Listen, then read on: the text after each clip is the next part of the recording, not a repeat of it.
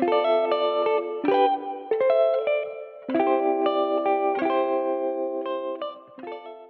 Assalamualaikum warahmatullahi wabarakatuh.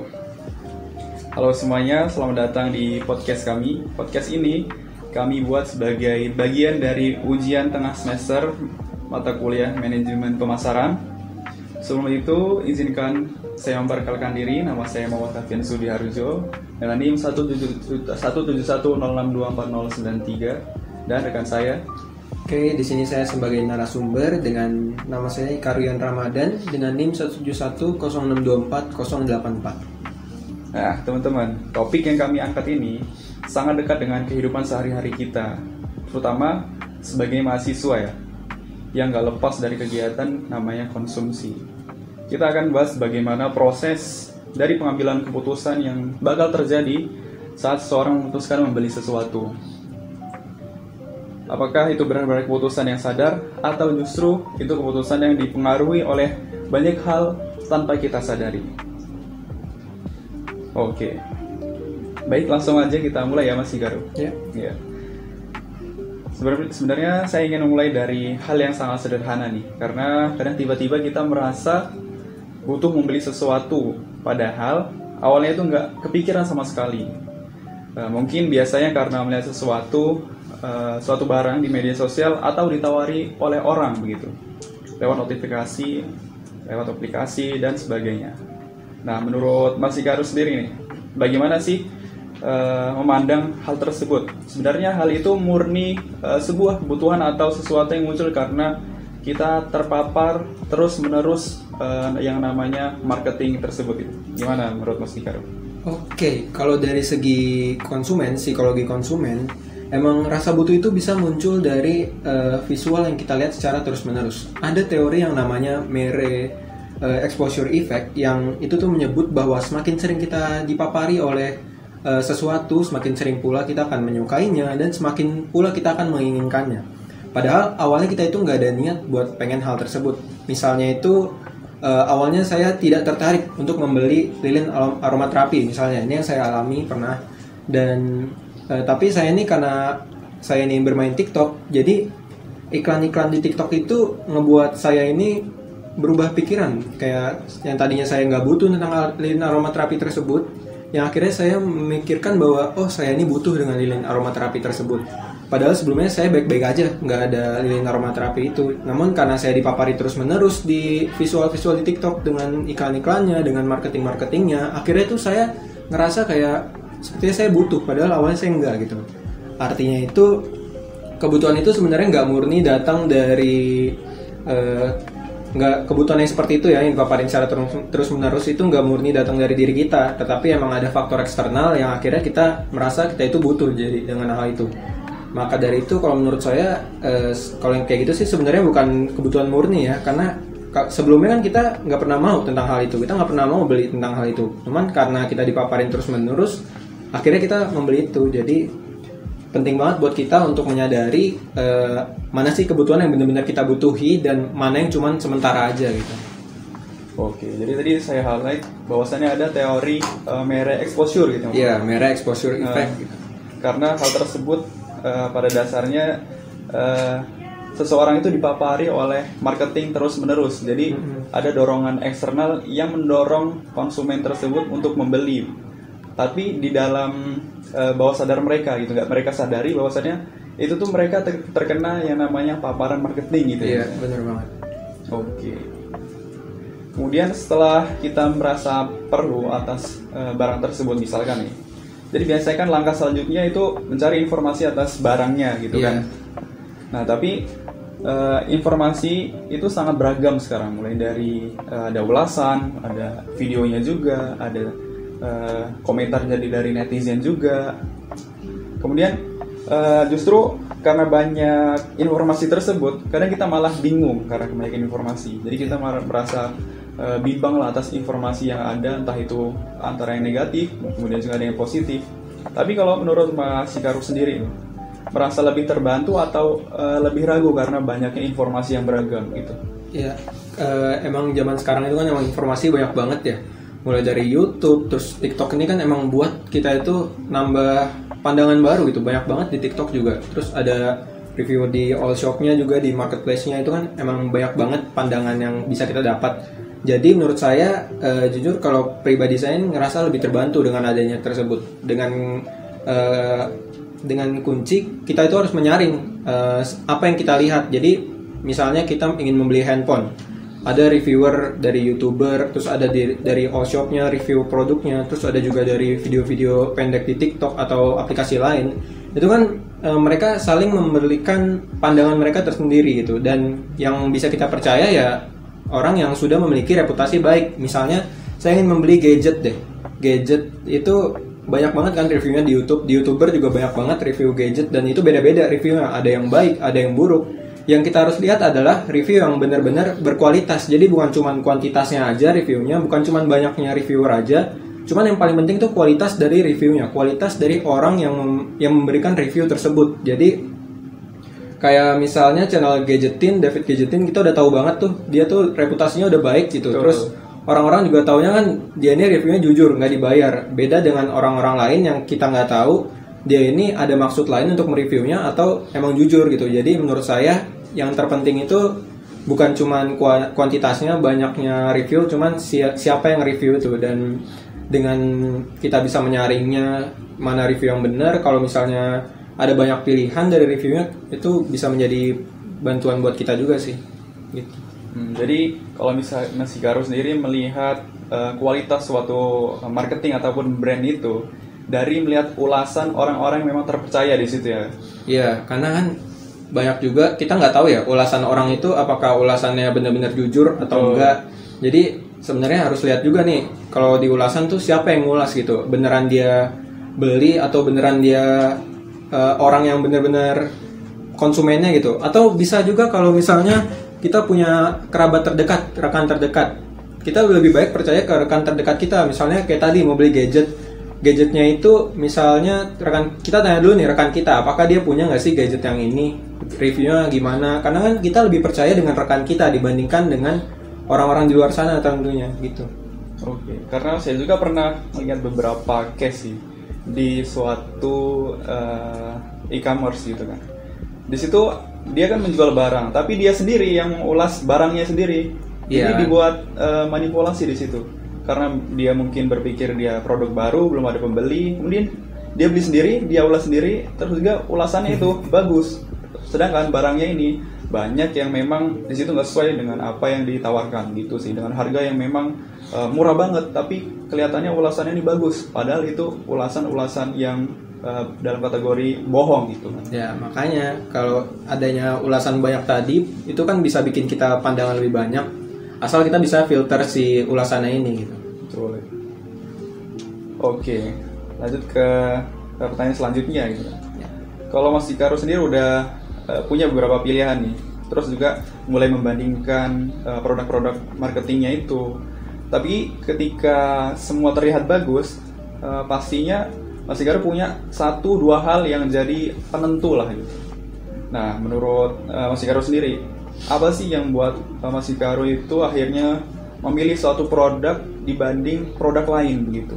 Oke, kalau misalnya saya disuruh bandingin produk dan produk lain, tapi speknya ini sama, saya mungkin akan lihat faktor-faktor lainnya kayak reputasi brandnya yang tadi saya sebutin, terus juga pelayanan pelanggannya. Itu kan penting banget ya buat kita, karena kan kita kadang bisa membeli suatu hal karena pelayanannya itu baik gitu. Jadi itu juga bisa menjadi salah satu kunci saya memilih brand tersebut jika dalam speknya ini sama ya. Terus juga pengalaman pribadi yang saya sebutin tadi itu juga sangat berperan penting, karena bagaimanapun juga kalau kita melihat saran dari orang lain sama pengalaman pribadi kita, pasti kita lebih percaya dengan diri kita sendiri yang udah ngerasain gitu. Betul.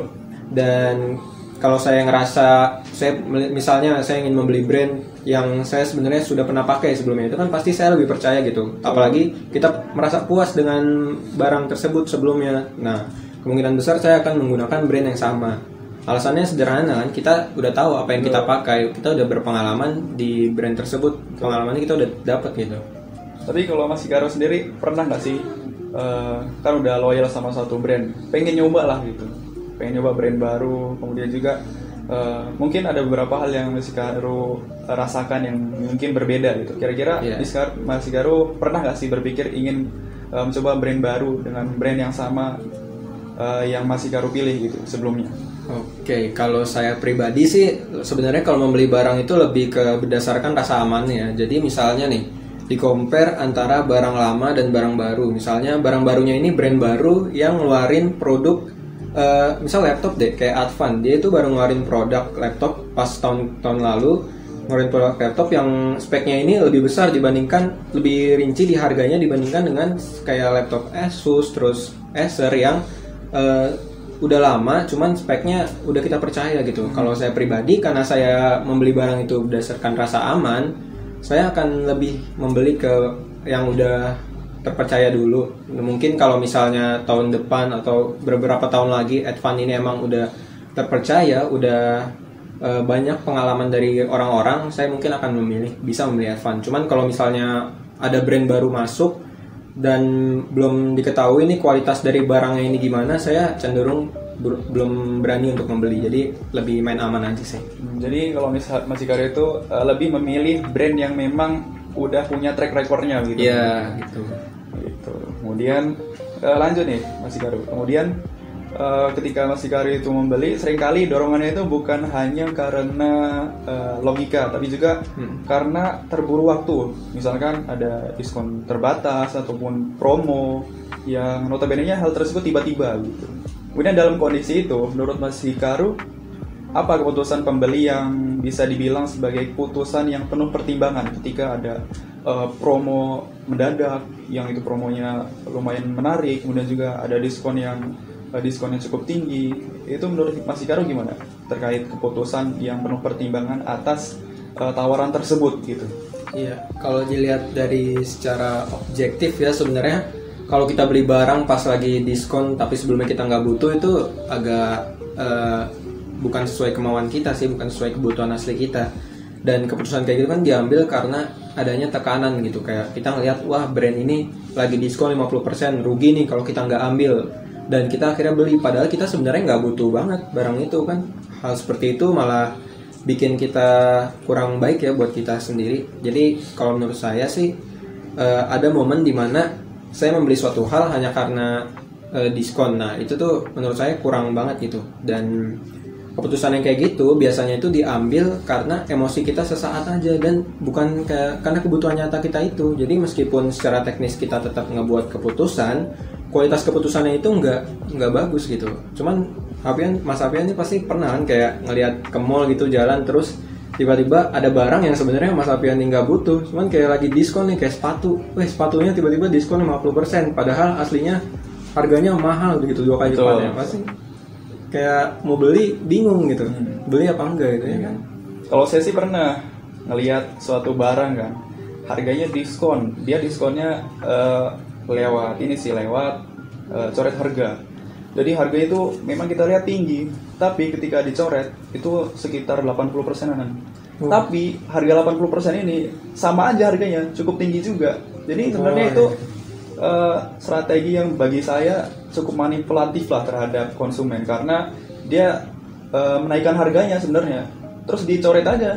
Terus pada akhirnya harga itu diturunkan dengan harga yang sama dengan barang tersebut gitu. Jadi walaupun nggak diskon itu harganya sama juga karena dia naikin doang terus dicoret gitu sih pengalaman saya. Cuma saya itu udah sedikit paham soal itu, jadi kalau saya sendiri udah kayak gitu udah lewat aja lah, nggak perlu dilihat lagi, soalnya tahu mana barang yang memang benar-benar harganya diskon kemudian juga turun sedikit, kemudian juga diskon tapi sebenarnya harganya nggak turun. Itu juga memang banyak gitu, karena itu strategi yang cukup manipulatif yang biasanya ada di mall-mall gitu.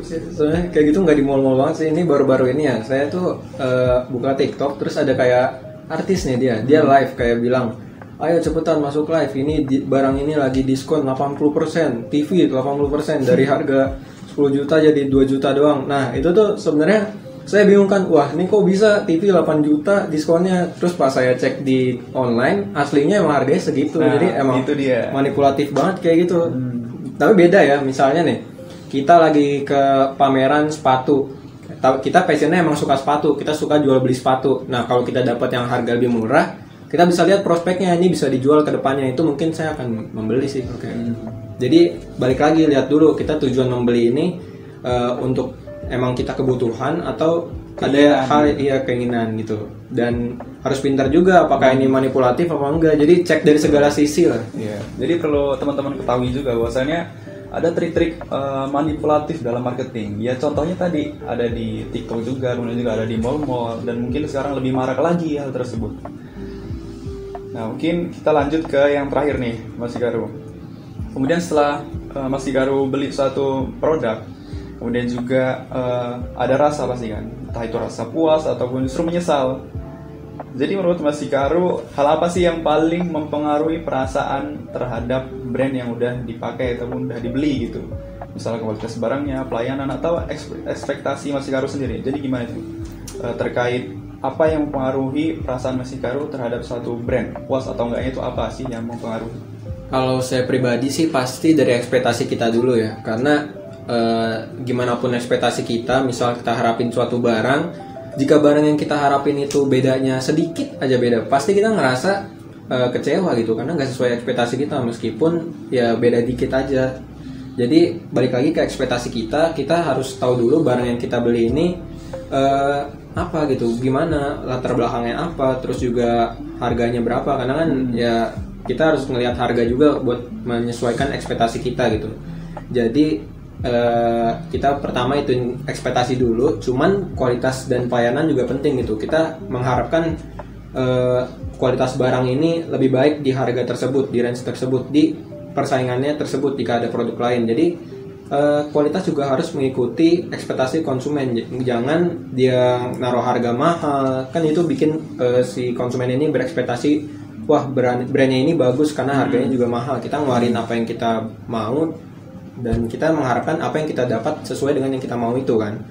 Jadi kualitas itu penting, pelayanannya juga penting, karena pelayanan itu kan, jika pelayanannya baik, pelayanan yang buruk itu beda gitu ekspektasi kita. Kalau pelayanannya udah buruk, kita nggak bakal berekspektasi kejauhan gitu kan. Kalau baik, kita pasti ekspektasinya bagus aja, pandangan kita pasti bakal bagus aja ke brand tersebut. Jadi paling penting menurut saya ekspektasi dan diikuti dengan pelayanan dari brandnya dan kualitas brandnya gitu. Ya setuju. Soalnya saya juga pernah sih merasakan bahwasannya ada sebuah perbedaan antara brand yang ditawarkan dengan cara yang cukup baik, kemudian juga ada brand yang ditawarkan dengan pelayanan yang kurang baik. Itu sebenarnya walaupun harganya kadang-kadang berbeda sedikit, misalkan yang pelayanan baik lebih mahal sedikit, biasanya orang cenderung lebih memilih pelayanan yang baik karena mereka merasa dihargai di situ. Dan juga mereka terkadang juga percaya karena pelayanan yang baik biasanya cerminan dari produknya gitu sih. Kemudian kalau berbicara ekspektasi, pastinya kalau misalkan kita membeli suatu barang harus banget gitu, kita punya ekspektasi harga barangnya. Misal harga barang tinggi, ekspektasi kita pasti harusnya tinggi kan. Kalau misalkan kita lihat harga barang yang murah, pasti ekspektasi kita nggak bayang-bayang begitu. Jadi kadang-kadang ada nih orang yang berpikir bahwasannya semakin mahal harganya semakin bagus brandnya, karena itu ekspektasi mereka. Padahal itu belum tentu terjadi kalau misalkan dia belum pernah mencoba brandnya begitu. Iya, jadi baik lagi kan, kita kalau menurut Tapian mungkin ya dengan kualitas ekspektasi bisa terbentuk gitu. Ya saya juga setuju, karena benar tadi kalau misalnya kita udah disajiin kualitas yang baik, terus juga pelayanannya baik, nah itu ekspektasi kita akan baik ke si brand tersebut. Dan saya juga kalau misalnya ada yang beda dikit tapi menyajikan pelayanan yang baik, ya saya pasti lebih milih si yang lebih mahal dikit, karena pelayanan dan kualitas itu penting banget sih. Oke, Mas Garu. Sekarang udah selesai, kemudian juga dari 5 tahap tadi udah kita bahas. Terlihat jelas bahwasannya proses membeli itu bukan sekedar soal harga atau kebutuhan teman-teman, tapi ada banyak yang mempengaruhi. Dan misal dari paparan visual, kemudian juga ada banyaknya informasi, kemudian juga ada tekanan waktu, sampai bayangan yang terbentuk di kepala kita atau ekspektasi. Kemudian juga tentunya sebuah brand juga pastinya harus menyusun strategi agar bisa masuk ke titik-titik itu. Dari segmen berikutnya, saya akan bergantian menjadi narasumber dengan Mas Hikaru. Kita akan bahas bahwasannya bagaimana sih perusahaan itu menganggap pola-pola ini dalam berbagai strategi pemasaran mereka. Jadi kita akan bahas brand, kemudian juga kita bahas sedikit tentang tanggapan perusahaan terhadap pola-pola strategi pemasaran mereka. Oke, mungkin sekian, kurang lebih mohon maaf. Wabillahi taufiq wal hidayah. Wassalamualaikum warahmatullahi wabarakatuh. Kita lanjut ke segmen berikutnya. Terima kasih.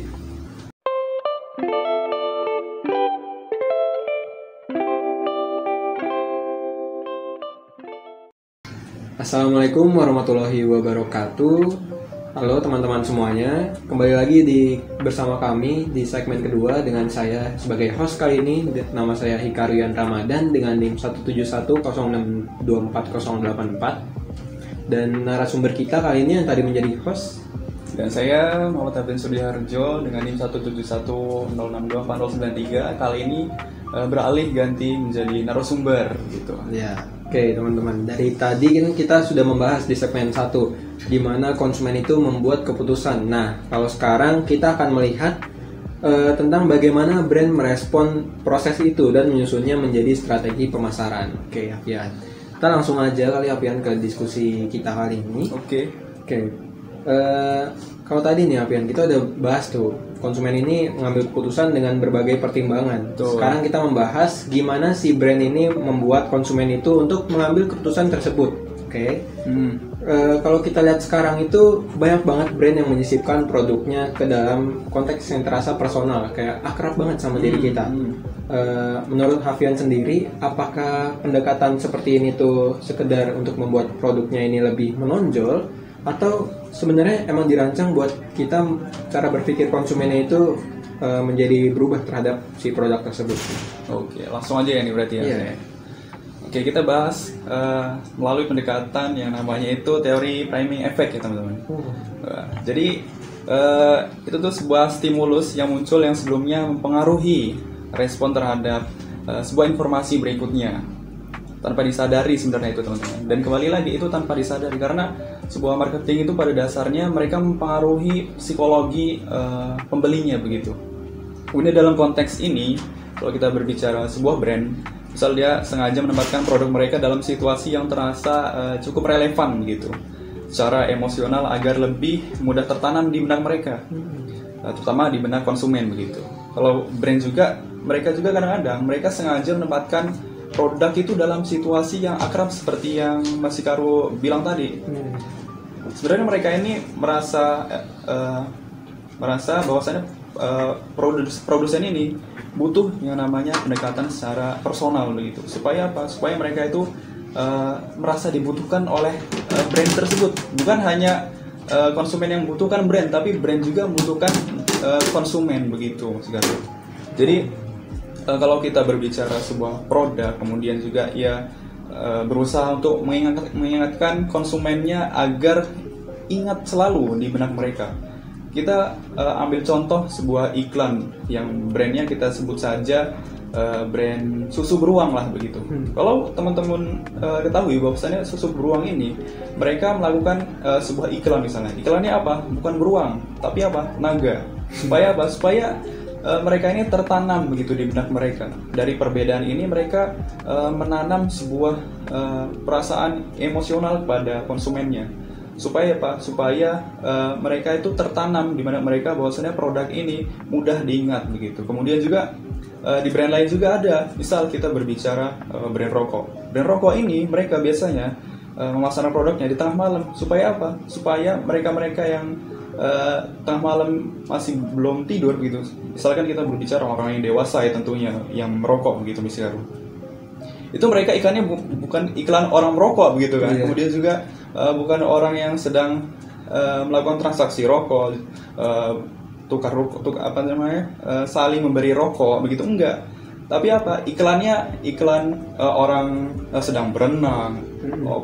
Kemudian juga ada iklannya itu orang naik motor, naik mobil, kan itu nggak make sense gitu kan.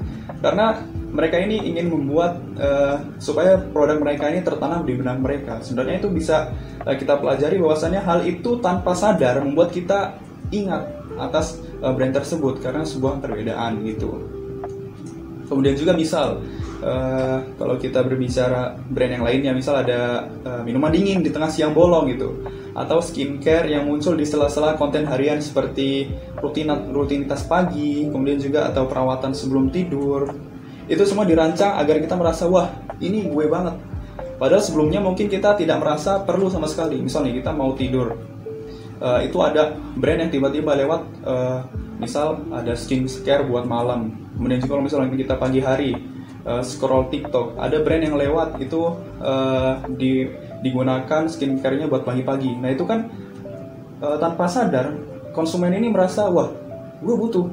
Nah itu sebenarnya salah satu kekuatan marketing dalam brand, karena mereka ingin diingat oleh konsumennya di benak mereka, kemudian juga dalam waktu yang panjang. Kemudian juga misal ada iklan minuman dingin, itu pasti seringnya di siang-siang bolong lagi panas-panas, kemudian juga kita ngeliat minuman dingin, wah seger banget nih minuman gitu kan. Pasti gue pengen juga lah gitu karena melihat iklan dari brand tersebut gitu. Gitu sih Mas Hikaru. Jadi emang ada teorinya itu ya, iya, si priming effect tersebut yang menyebabkan stimulusnya itu. Nah itu dia.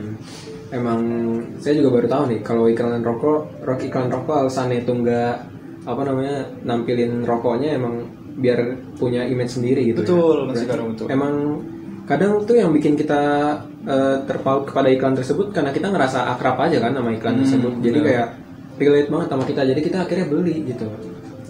Oke. Jadi tahu banyak teman-teman. Kita langsung aja sih ke selanjutnya.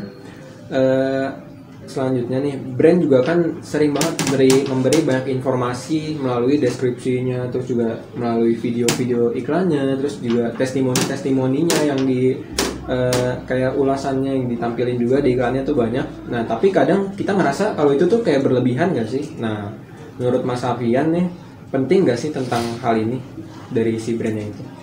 Oke, kita gali lagi nih informasinya. Iya. Jadi memberi informasi itu sebenarnya sangat penting gitu ya Mas Hikaru.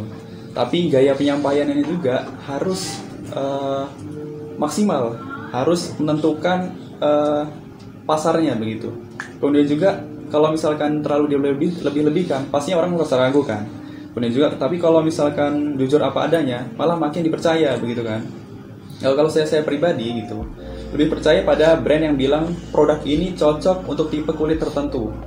Kemudian juga dan tidak disarankan untuk yang sensitif. Itu menunjukkan bahwasannya mereka itu peduli. Kemudian juga bukan hanya sekedar ingin laku.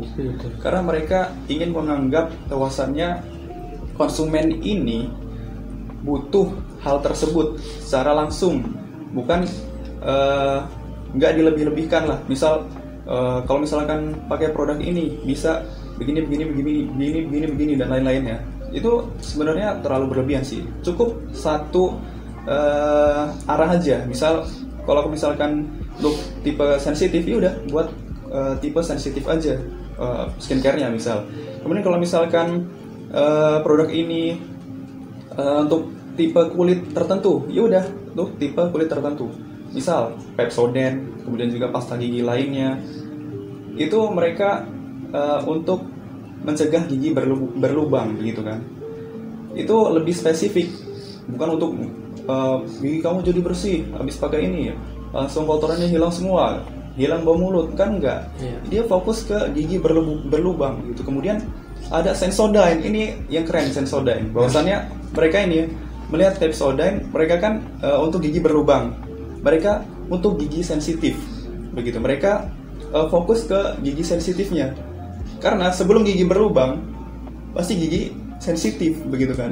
Nah itu salah satu sangat cerdas lah untuk mereka menemukan sebuah produk, kemudian juga memberikan sebuah perbedaan, kemudian juga mereka tahu bahwasannya ada celah di balik brand orang lain. Nah bahwasannya hal tersebut cukup penting untuk diterapkan. Misalkan kita ingin membuat sebuah brand, kemudian juga ingin ATM, amati, tiru, modifikasi.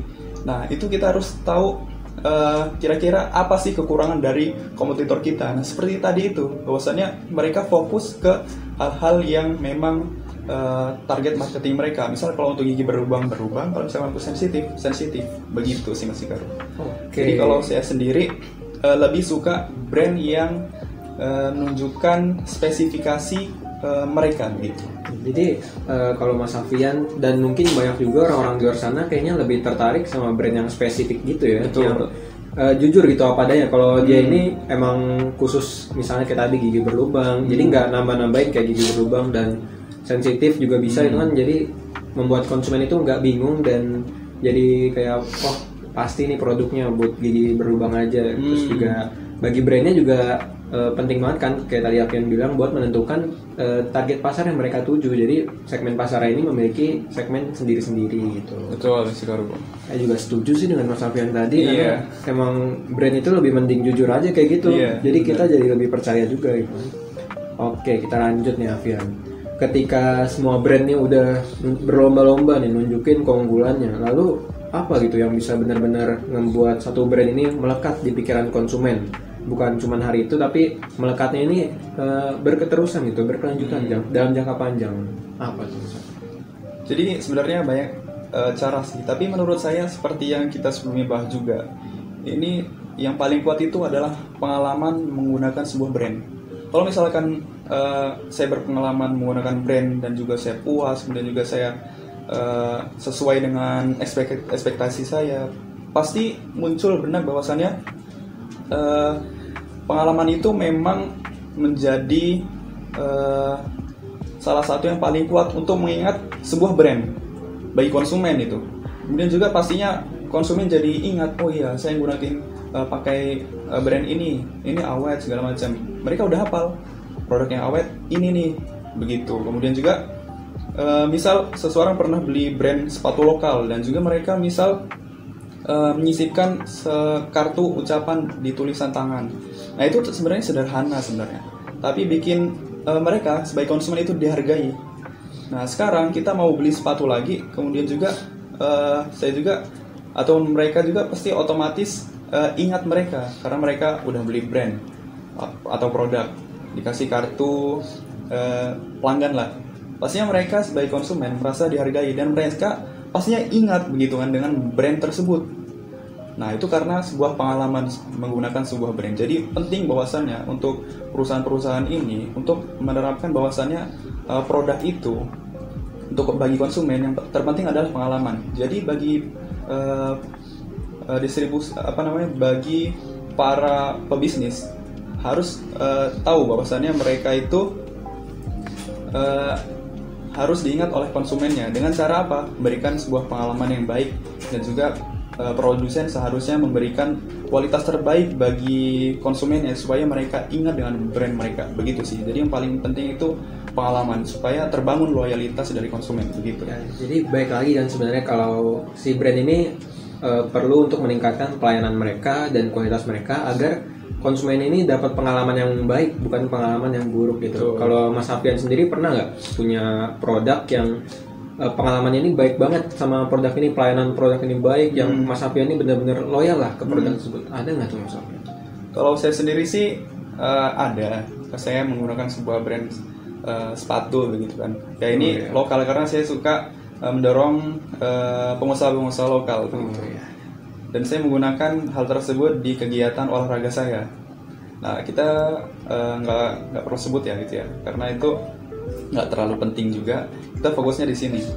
Nah ketika saya menggunakan produk itu, saya mendapatkan kualitas yang lumayan baik. Bahkan bagi saya untuk kualitas lokal ini cukup sangat-sangat baik lah begitu. Saya sempat pakai produk yang lain juga dan itu saya rasa setelah pengalaman yang saya lalui menggunakan kedua brand tersebut, ada sebuah perbedaan. Yang satu lebih awet, yang satu ini gampang rusak begitu. Nah, itu salah satu hal bahwasannya saya jadi ingat produk itu, kemudian juga saya loyal dengan produk itu, kemudian juga pelayanannya juga cukup baik, dan saya jadi ingat bahwasannya brand yang bagus bagi saya itu brand itu begitu, bukan brand yang lain. Nah begitu sih. Berarti keren banget kalau lokal udah bisa bikin kayak gitu ya, udah nyaingin produk luar. Betul. Sekarang kualitas produk lokal itu sebenarnya nggak kalah jauh begitu dengan produk-produk yang non lokal begitu kan, yang kita anggap aja brand dari luar negeri begitu kan.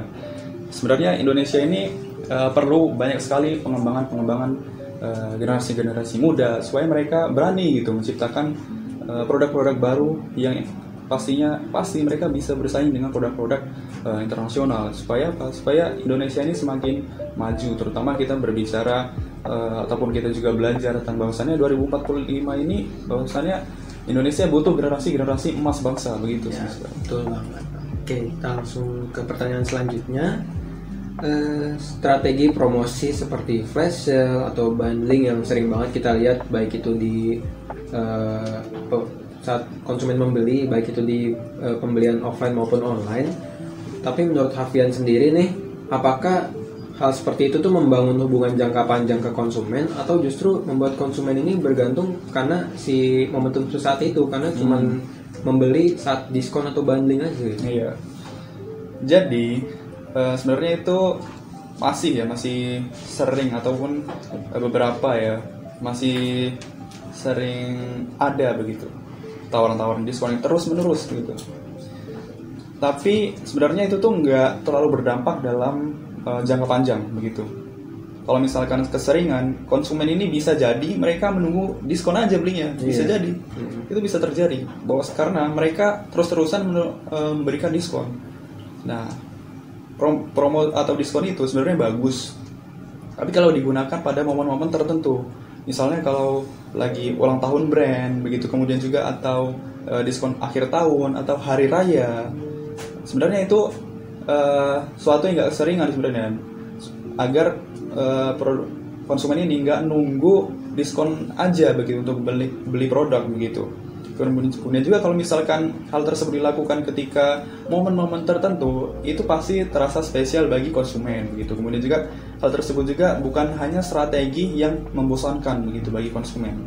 Jadi perlu diketahui bahwasannya kalau keseringan diskon pasti itu kurang efektif, karena ditakutkannya produsen atau konsumen ini beli ketika diskon aja sebenarnya. Jadi nggak ada loyalitas yang terbangun di situ.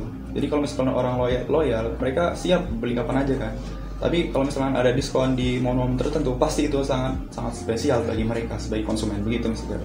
Oke, berarti ya kalau ngadain diskon atau enggak di event-event tertentu aja ya, jangan rutinitas, biar konsumen ini ingatnya nggak produk ini tuh sering ngeluarin diskon yang nggak jelas.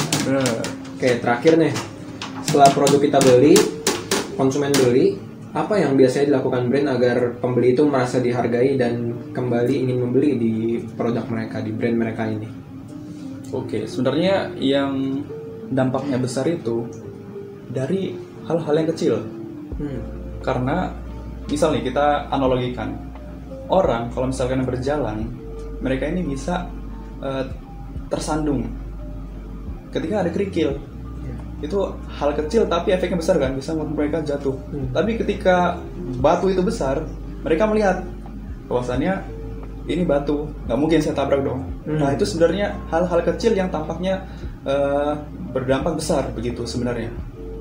Misal kita berbicara soal bagaimana brand supaya membangun loyalitas, sebenarnya itu perlu hal-hal kecil aja, tapi ini pastinya berdampak besar. Misalnya menyapa lewat email, memberikan ucapan terima kasih, kemudian juga sekedar bertanya lah apakah barangnya udah sampai atau sesuai harapan. Itu hal-hal kecil, tapi semua itu menunjukkan bahwasannya brand itu gak hanya berhenti peduli setelah uang ditransfer, begitu Mas Ika.